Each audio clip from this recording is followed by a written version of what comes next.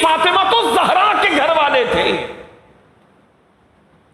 وہ مال کی ہوس کا الزام کیسے لگا سکتے تھے؟ یہ تو وہ لوگ تھے جو ایک ایک وقت میں کئی کئی لاکھ درہم و دینار اللہ کے بندوں میں ایسے ہی تقسیم کر دیا کرتے تھے. ان کے اوپر مال کی ہوس کا بہتان کیسے لگا سکتے تھے؟ یہ تو وہ لوگ تھے کہ جو کی سوکھی روٹی زیتون کے تیل سے اور جو کی سوکھی روٹی پانی میں بھگو کے کھا کے اللہ کا شکر ادا کیا کرتے تھے. انہیں لوگوں کی واہ واہ کی کیا ہوس ہوتی، انہیں لوگوں کی واہ واہ کی کیا ہوس ہوتی کہ حکومت ملے گی تو لوگ واہ واہ کریں گے.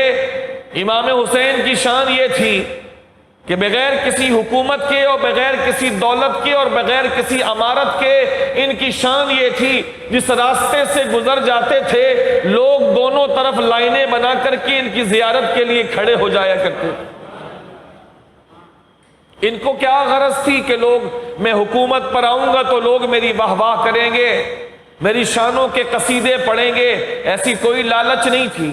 یہ نبی کے پروردہ تھے، نبی کے تربیات یافتہ تھے، یہ نبی کے نواسے تھے، یہ نبی کے وہ نواسے تھے جن کے لیے اللہ کے نبی نے اپنے بیٹے حضرت ابراہیم کو قربان کیا. ایک روز اللہ کے نبی اپنے نواسے امام حسین کو اپنی دائیں طرف کے زانوں پہ رکھے بیٹھے تھے اور بائیں طرف کے زانوں پر اللہ کے نبی کے اپنے سگے بیٹے حضرت ابراہیم تھے. دائیں پر حضرت امام حسین اور بائیں زانوں پر، جس کو آپ ران کہتے ہیں، بائیں ران پر حضور کے اپنے سگے بیٹے حضرت ابراہیم تھے. تو اتنے میں حضرت جبرائیل اللہ کی طرف سے پیغام لے کر آ گئے اور عرض کی یا رسول اللہ، اللہ کا پیغام ہے کہ اللہ یہ ارشاد فرماتا ہے کہ اے نبی، ایک آپ کا نواسا ہے حسین اور ایک آپ کا بیٹا ہے سگا ابراہیم. اللہ فرماتا ہے دونوں میں سے ایک کو چن لیں. اللہ ان دونوں کو آپ کے پاس باقی نہیں رکھے گا، اللہ ایک کو آپ کے پاس رکھے گا، ایک کو اپنے پاس بلا لے گا. چاہے نواسا قربان کر دے، سنیے گا اس بات کو، چاہے نواسا قربان کر دے، چاہے بیٹا قربان کر دے، آپ کو اختیار دیا ہے اللہ نے. اگر بیٹا رکھنا چاہتے ہیں تو حسین انتقال کر جائیں گے، اور نواسا حسین رکھنا چاہتے ہیں تو بیٹا آپ کا انتقال کر جائے گا. نبی پاک نے اشارہ دے دیا، نبی پاک نے اشارہ دے دیا. جبرائیل چلے گئے اور 3 دنوں کے بعد دنیا نے دیکھا کہ حضرت ابراہیم جو اللہ کے نبی کے سگے بیٹے تھے وہ اللہ کو پیارے ہو گئے اور حضور نبی پاک نے امام حسین کو اپنے سینے سے لگا دیا، اپنے بیٹے کو قربان کر دیا. حضور کا سگا بیٹا حضور نے امام حسین پر قربان کر دیا. اور جملہ سنے، جملہ سنے، جب کبھی بھی امام حسین حضور کے پاس آتے یا حضور امام حسین سے ملنے جاتے تو حضور کا یہ جملہ ہوتا، فدیتہ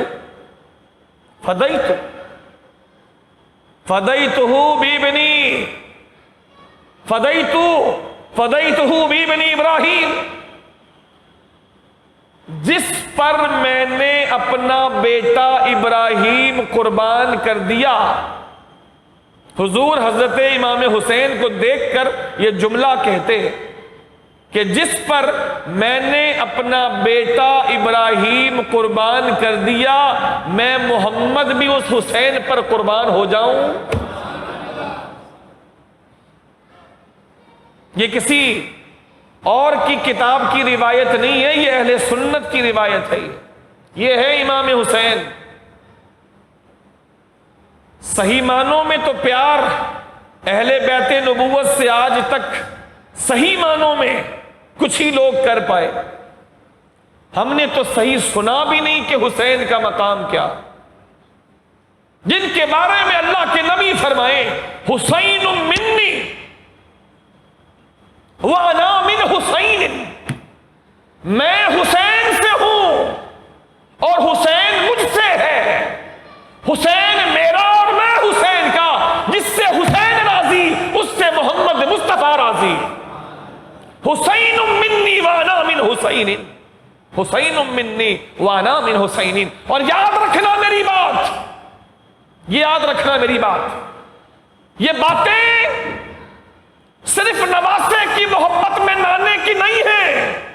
یہ کوئی نہ سمجھے کہ کوئی نانا ہے جو نواسے کی محبت میں ایسی باتیں کر رہا ہے، نہیں، یہ نہ سمجھے کوئی کہ جیسے دنیا کے نانے اور نانیاں ہوتی ہیں، نواسے کی محبت میں بہت ساری باتیں کر جاتے ہیں، میرا بیٹا چاند کا ٹکڑا، میرا نواسا میرے دل کا ٹکڑا، میرا نواسا چاند سے زیادہ پیارا، میرا نواسا دولہا، میرا نواسا کائنات کا دولہا، میرے نواسے جیسا کوئی نواسا نہیں، میرے نواسے جیسا کسی کا نواسا نہیں، میرا نواسا سورج کو شرما دے، میرا نواسا چاند کی کرن ہے، میرا نواسا کائنات کا دولہا ہے، نہیں، یہ دنیا کے کسی نانے اور نواسے کی محبت کا واقعہ نہیں ہے، یہ دنیا کے کسی اور نانے کی زبان سے نکلا ہوا جملہ نہیں ہے، یہ اس نانے کی زبان سے نکلا ہوا جملہ ہے کہ جب وہ جملہ ادا کرتا ہے تو کبھی وہ قرآن بن جاتا ہے اور کبھی حدیث مصطفیٰ بن کے نکلتا ہے۔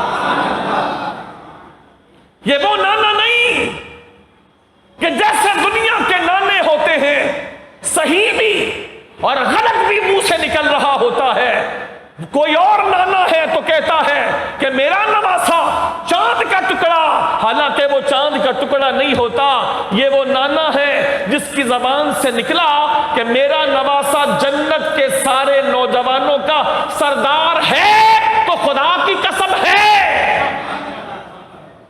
خدا کی قسم ہے وہ، یہ کوئی اور نہ سمجھے، یہ نانا اور نواسے کی بات تھی، وہ نانا اور نواسے تھے، لیکن میرے مصطفیٰ نے نواسے کے لیے جو فرمایا، حق فرمایا، حق فرمایا، حق فرمایا۔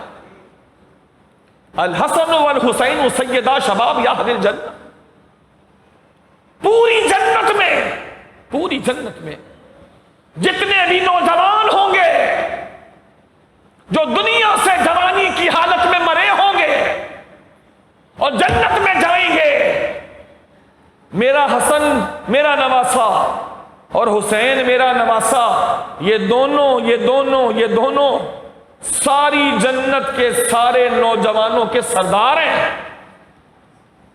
جس کے پاس جنت کی سرداری ہو وہ دنیا کی چیزوں میں کیا ہوس کرے گا؟ کوئی الزام ان کی ذات پر نہ لگ سکا، نہ کوئی لگا سکتا کہ کوئی ذاتی منفعت تھی، کوئی ذاتی غرض تھی، کوئی لالچ تھی کہ یہ میدان کربلا میں پہنچے، کوئی ذاتی منفعت اور کوئی ذاتی غرض اور کوئی ذاتی لالچ نہیں، صرف دین اسلام کی بقا اور تحفظ ان کے پیش نظر تھی، صرف دین اسلام کی بقا اور اس کا تحفظ ان کے پیش نظر تھی اور کوئی بات نہ تھی۔ آج کربلا کے اس پیغام کو سمجھنے کی حاجت ہے۔ وہ چند گھنٹوں کا مارکا مسلمانوں کے لیے بالخصوص اور سارے انسانوں کے لیے بالعموم پوری زندگی گزارنے کا ایک بہترین ڈھنگ اور بہترین سلوک عطا کرتا۔ سب سے پہلی بات مارکا کربلا میں سمجھنے کی، سب سے پہلی بات حق پر جمے رہنا، حق پر جمے رہنا، یہ پہلا سبق ہمیں میدان کربلا سے ملتا ہے، شروع سے لے کر آخر تک، میدان کربلا میں پہنچنے سے لے کر شہید ہو جانے تک، یہ پہلا سبق، حق پر ثابت رہنا، جمے رہنا۔ چاہے تعداد کچھ بھی ہو، مقابلے پر کوئی بھی ہو، زمانہ پورے کا پورا مخالف ہو چکا ہو، ساتھ دینے والے بظاہر کوئی نہ ہو، لیکن حق پر جمے رہنا۔ اگر یہ کہہ دیا گیا ہے کہ زمین اللہ کی اور حکومت بھی اللہ کی ہوگی، زمین اللہ کی، نظام بھی اللہ کا ہوگا، وَلِلَّهِ مُلْكُ السَّمَاوَاتِ وَالْأَرْضِ، آسمان کس کے؟ اللہ کے، زمین کس کی؟ اللہ کی، حکومت بھی کس کی ہوگی؟ اللہ کی، اللہ کی۔ لہذا جب یہ بات اللہ اور رسول کی طرف سے ہو چکی، نظام وہی چلے گا جو اللہ کا دیا ہوا ہے، یہ حق ہے، اور اس کے مقابلے میں جو بھی نظام متعارف کروایا جائے گا وہ باطل ہوگا اور اس کی سرکوبی کی جائے گی۔ پہلا سبق اور عظیم ترین سبق، حق پر قائم رہنا، حق پر قائم رہنا، اس بات کی پرواہ نہ کرنا کہ کتنے مخالف ہیں۔ آپ اندازہ کیجئے،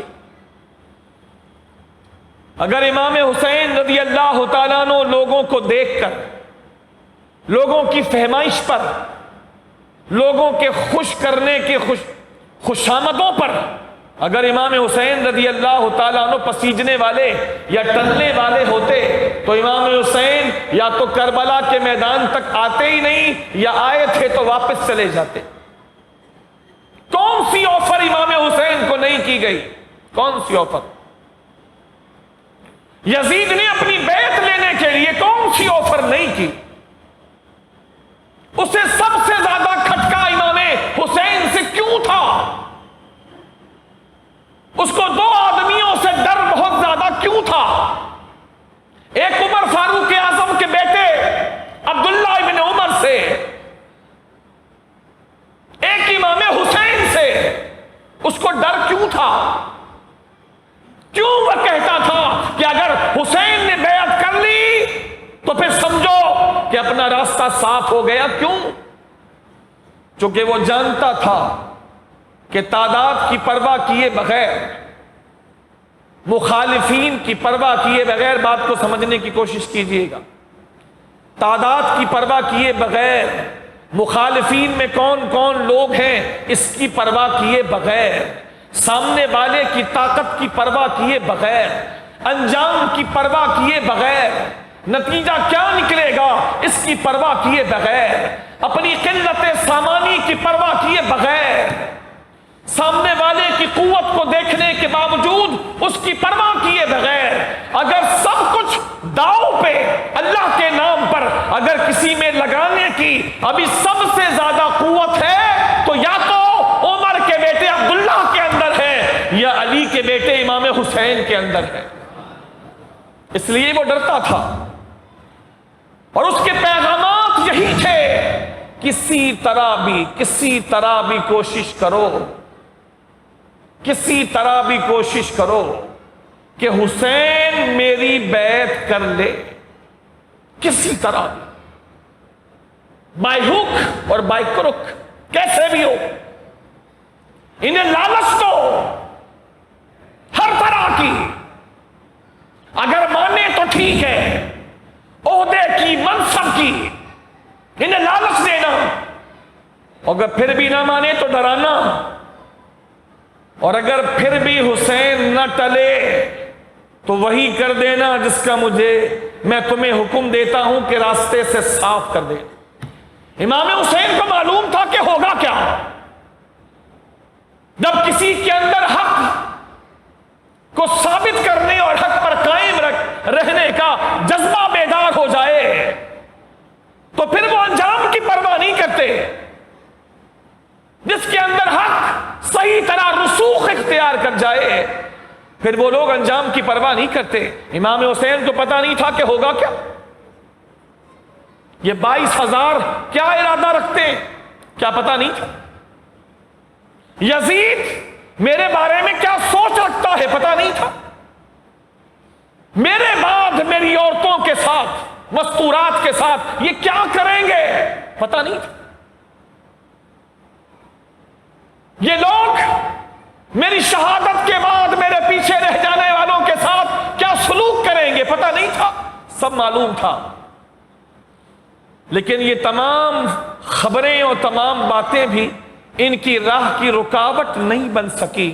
سمجھانا یہ چاہ رہا، حق پر ثبات، حق پر قیام، حق پر جماؤ نہیں، کسی صورت بھی اللہ کے دین کے مقابلے میں کسی نظام کو قبول نہیں کیا جائے گا، نہیں۔ میں اپنی جان قربان کر دوں گا، لیکن جس دین کے لیے میرے نبی نے، میرے نانا نے پتھر کھائے، جس دین کے لیے میرے نانا کو لوگوں نے مار ڈالنے تک کی سازشیں کی، جس دین کے لیے میرے نانا کو جگہ جگہ تکلیفوں کا سامنا کرنا پڑا، اس نانے کی محبتوں کا تقاضا یہ ہے کہ ان کے دین کے تحفظ کے لیے حسین اپنا سب کچھ قربان کر دے۔ اور جو دین ہم تک پہنچا اس کے پیغام کا تقاضا یہ ہے کہ اس دین کے مقابلے میں جو کچھ بھی آئے اس کا مقابلہ کرتے ہوئے یا تو فتح حق کو ہوگی، یا پھر باطل اپنی سازشوں میں کامیاب ہوگا۔ یہ دو صورتوں میں سے ایک صورت ہوگی، اور میں ہر صورت کے لیے تیار۔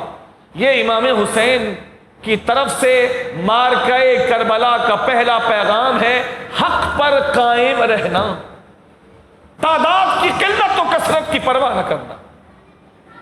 مثلا جیسے اللہ کے نبی نے اور اللہ کے نبی کے صحابہ نے کیا، تھوڑی تعداد تھی، 313،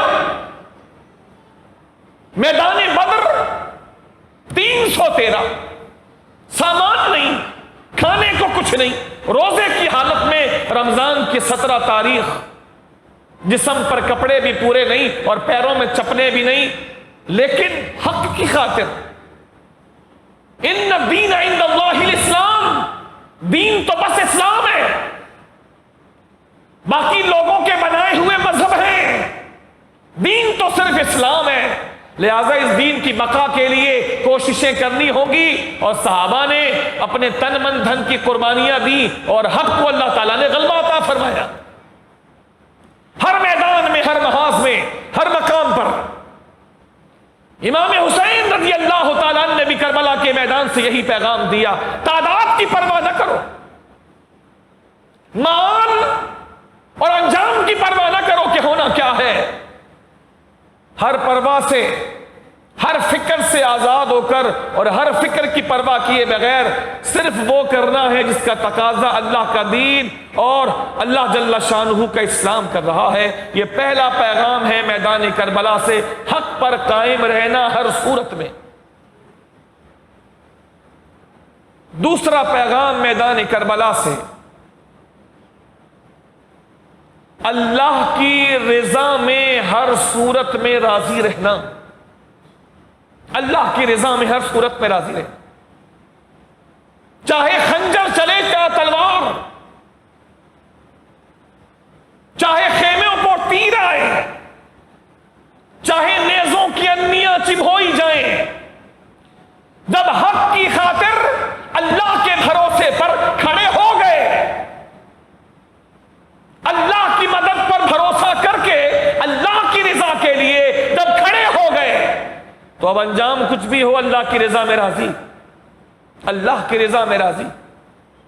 چاہے جوان بیٹا علی اکبر، ہم شکل مصطفیٰ، جوان امام حسین کی آنکھوں کا تارا، تمام گھر والوں کی آنکھوں کا نور، علی اکبر، حضرت قاسم، حضرت عون، حضرت محمد، حضرت علی اصغر اور دیگر سارے جو سب اپنی ذاتوں میں اپنی مثال تھے، ان سبوں کو اللہ کے نام پر ایک ایک کر کے قربان ہوتے دیکھنا اور اللہ سے کوئی شکوہ نہ کرنا بلکہ راضی رہنا، یہ امام حسین نے میدان کربلا میں کر کے دکھا دیا۔ میں عرض کر رہا ہوں کہ ساری موتیں برابر نہیں ہوتی۔ کبھی ایسا ہوتا ہے کہ موت بھی آسان ہوتی ہے اور کبھی کسی کی موت بڑی مشکل ہوتی ہے۔ اچانک روح نکلی، بندہ لیٹا لیٹا دنیا سے چلا گیا، یہ بھی موت ہے۔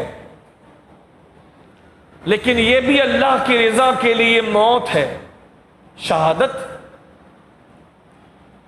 کہ جسم میں آ کے تیر پیوست ہو رہے ہیں، تیر پیوست ہو رہے ہیں، نیزوں کے زخم علیحدہ لگ رہے ہیں، تلواروں کے زخم علیحدہ لگ رہے ہیں، جسم چھنی ہو رہا ہے، ہر طرف سے یلغار ہے، اور امام حسین اس منظر کو ملاحظہ بھی کر رہے ہیں۔ دنیا کا کون سا باپ ہوگا جس کے دل میں اپنے بچے کے لیے پیار نہ ہو؟ کون سا باپ ہوگا؟ اور وہ بچہ بھی اتنا عالی ظرف اور عالی قدر، حضرت علی اکبر، جو ہم شکل مصطفیٰ تھے، حضور کی تصویر تھے، ان پر چاروں طرف سے یلغار ہوتی ہے، اور جسم میں مبارک تیروں سے، نیزوں سے، تلواروں سے چھنی ہوتا ہے، اور باپ دیکھ رہا ہے، باپ دیکھ رہا، لیکن زبان پر نہ کوئی شکوہ ہے،